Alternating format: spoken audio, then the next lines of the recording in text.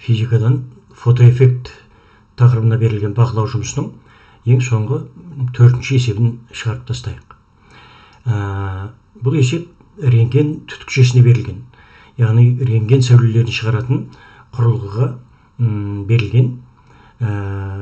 Бұл құрылғыға 66 киловольт кернеу берілген, жазып қойдық. Және сол кезде 15 миллиампер ток жүрген. Әр секунд сайын бұл құрылғыдан 10-16 дәрежесі фотон шығарылып отырылған.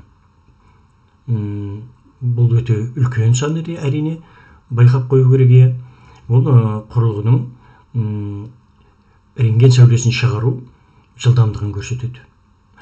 Ал енді рентген сәулелерінің шығарылып отырған толқын ұзындығы 10-10 дәрежесі метр. Бұл өте қысқа толқынды электромагниттік толқындар. Мына есептің шартында бұлай деп айтылған: жарықтың толқын ұзындығын 10-10 дәрежесі метр деп санап деп айтылады. Ал негізінде рентген сәулелері жарық сияқты әрине электромагниттік толқынға жатады, бірақ жиілігі өте үлкен электромагниттік толқындар. Ол рентген сәулелерінен де жиілігі үлкен тек гамма сәулелері бар. Гамма сәулелерді атомдардың ядролары ғана шығарады. Сондықтан жарықтың толқын ұзындығы деместен рентген сәулелерінің толқын ұзындығы деп айтқан дұрыс болатын шығар. Ал енді осы рентген түтікшесінің пайдалы әсер коэффициентін шығару керек. Пайдалы әсер коэффициентін пайызбен табуымыз керек. Оны біз eta деп белгілеп қоямыз. Есепті шығарудың алдын рентген түтікшесі туралы кішкене түсінік алайық, еске түсірейік. Міне рентген түтікшесінің құрылғысы сызба түрінде берілген. Ол катодтан тұрады. Катодтан электрондар бөлінеді, еркін электрондар. Ал түтікшеге кернеу жалғанғандықтан электрондар катодтан анодқа қарай қозғала бастайды. Үлкен жылдамдықпенен үдей келіп, анодқа соғылған кезде электрондар өте жылдам тежелуге ұшырайды. Сол кезде өте үлкен энергиялы, үлкен жиіліктегі қысқа толқынды рентген сәулелері шығарылады. Яғни рентген сәулелерінің кванттар шығарылады. Бұл кезде анод өте қатты қызады, жылу бөлінеді өте үлкен мөлшерде. Сондықтан анодты суытып отырады. Оның бәрі сызбада көрінген, көріп қайталап алуға болады. Ал енді рентген сәулелері туралы кішкене көріп өтейік. Мына жерде мен қоршап қойдым. Көрінетін сәулелер жарық деп аталады. Көрінетін электромагниттік толқындар жарық деп аталады. Олардың толқын ұзындығы шамада 10-6 дәрежесі метрге тең. Ал енді рентген сәулелерін онда қоршап қойдым. Рентген сәулелерінің толқын ұзындығы 10-10 дәрежесі. Яғни 4 ретке қысқа. Жиілігі де сондықтан рентген сәулелерінің жиілігі көрінетін электромагниттік толқындардан, яғни жарықтан әлдеқайда үлкен. Мына суреттен осы мәселелерді көруге болады. Ал енді осындай түсініктерден кейін біз енді есепті шығаруға кірісейік. Біріншіден, рентген түтікшесіне кернеу көзі қосылғандықтан ток жүреді дедік. Сол электр тогы өзінің біраз энергиясын жұмсап, электрондарды қозғалту үшін жұмыс істейді. Бұл жұмыс электр тогының атқаратын жалпы жұмысы.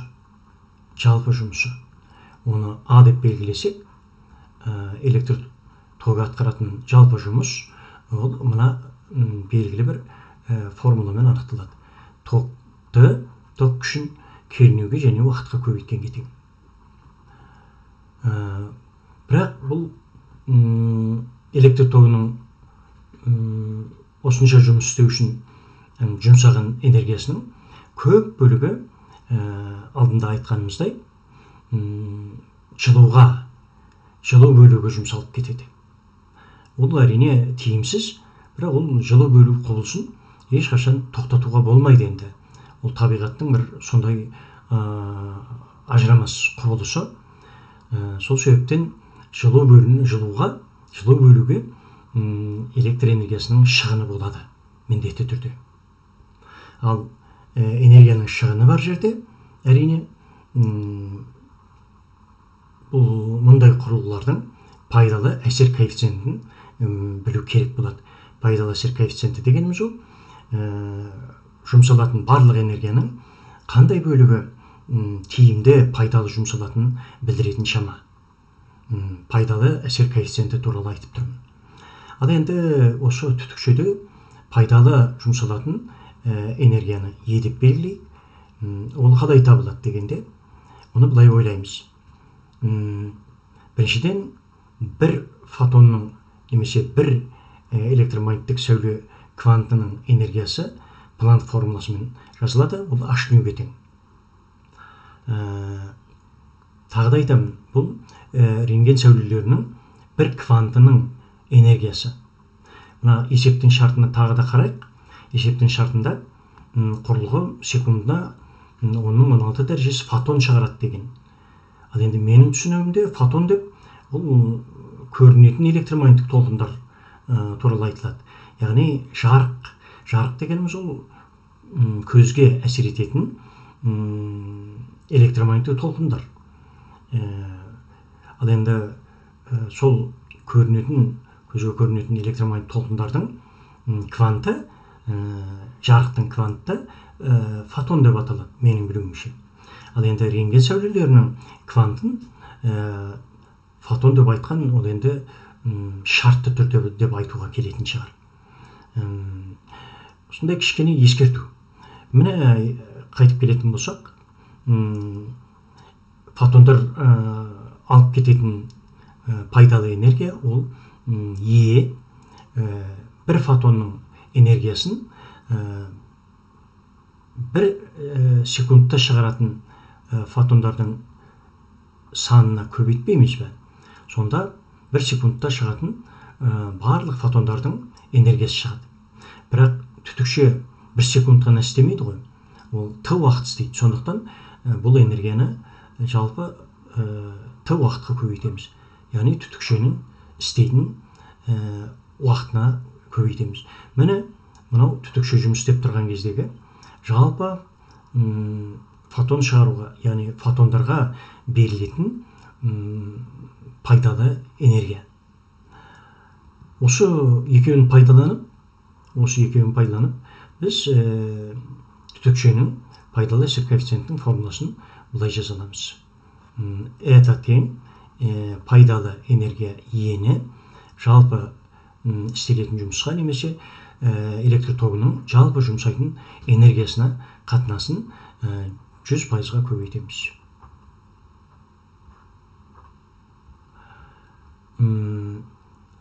Ал енді энергияның және жұмыстың формулаларын осы формулаға қоятын болсақ, онда біз пайдалы әсер коэффициентін есептеуге мынадай формуланы аламыз. Қойғанда қарап отырсақ, Т уақыт қысқарып кетеді, сондықтан біз бірден былай жаза салуымызға болады. N H nu бөлінген I U-ға. Ол 100-ге көбейтіледі әрине. Пайдалы әсер коэффициентінің формуласы жиілікпен берілді бірақ. Ал бізде толқын ұзындығы берілген. Олай болса, жиілікті толқын ұзындығына айналдырамыз. Еске салып қояйық, міне, тербеліс жиілігі ол электромагниттік толқындардың вакуумдағы жылдамдығын C-ні, толқын ұзындығына бөлгенге тең.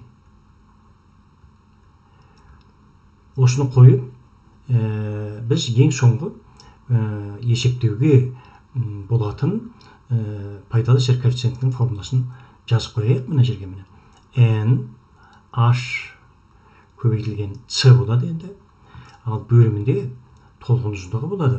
Сол токпенен кернеудің көбейтіндісіне көбейтіледі. Және бұл көбейтіледі 100%-ға. Міне бұл енді пайдалы әсер коэффициентін есептеуге дайын соңғы формула. Есептеуге кірісейік. Eta тең. Есептеуді әрине жоғарыда айтқанымыздай өте мұқият орындау керек, абай болу керек. Bir секундта шығарылатын фотондар саны 10-16 дәрежесі. Ал енді Планк тұрақтысы 6,16, оның минус 34 дәрежесі. Өте кішкентай сан. Жарықтың немесе электромагнит толқындардың вакуумдағы жылдамдығы 3 көбейтілген оның 8 дәрежесі. 8 дәрежесі. Ал бөлімде толқын ұзындығы оның минус 10 дәрежесі. Көбейтілген ток күші 15 көбейту оның минус 3 дәрежесі. Оған көбейтеміз кернеу 66 көбейтілген оның 3 дәрежесі. Бұл әрине 66.000 деген өте үлкен кернеуге, онда бір ескеріп қою керек. Ал енді 100-ді оның 2 дәрежесі деп жаза салайық, қысқартуға, есептеуге ыңғайлы болу үшін. Міне енді осы жерден сандармен жұмыс істей бастаймыз. 15 пенен 3-ті қысқартайық әрине. Мына жерде 5 қалады. Алдымда 10-ның дәрежелері және 6,16 бар. Біз бұлай істейік. 6,16-ның үтірін бір орнын алға жылжытсақ, 0,5 артқа жылжытсақ, онда 66 болады. Үлкейеді бір ретке, онда оның дәрежесі бір ретке кішілеу керек. Яғни минус 35 дәрежесі болады. Мына жерге төбесіне жазып қойайын. Минус 35 дәрежесі болады. Мынау дәрежесі ауысатта. Ал 6,16 66-ға айналды. 66 мен 66-на қысқарта салайық. Бұл міне есептеу жолдары. Есептеуді үшінде кейбір сандарды өзімізге ыңғайлап алып барып, оңай ғана, жеңіл ғана қысқартып отыруға болады. Осыны көрсетпекшімін. Олай болса, алдында оның дәрежелерінің алдында 1 қалды, бөлімде 5 қалды. 1-ді 5-ке бөлсек, 0,12 болады. Жазып қояйық оны. 0,12. Анында оның минус 9 дәрежесі қалады екен. Оның минус 10 дәрежесі көтеріледі, алып тастағанда оның 1 дәрежесі қалады. Оның 1 дәрежесі дегеніміз ол 10, оны 0,12-ке көбейткенде 2 болады. Сонда рентген түтікшесінің пайдалы әсер коэффициенті 2% болады. Әрине бұл өте төмен. Неге бұлай болды дегенде, оны біз алдында түсіндіріп өттік. Рентген түтікшесінен өте үлкен мөлшерде жылу бөлінеді. Сондықтан оны керек болса суытып отырады, суытқыш құрылғы қосады. Соның әсерінен рентген түтікшесінің пайдалы әсер коэффициенті 2%-ға жетіп тұр.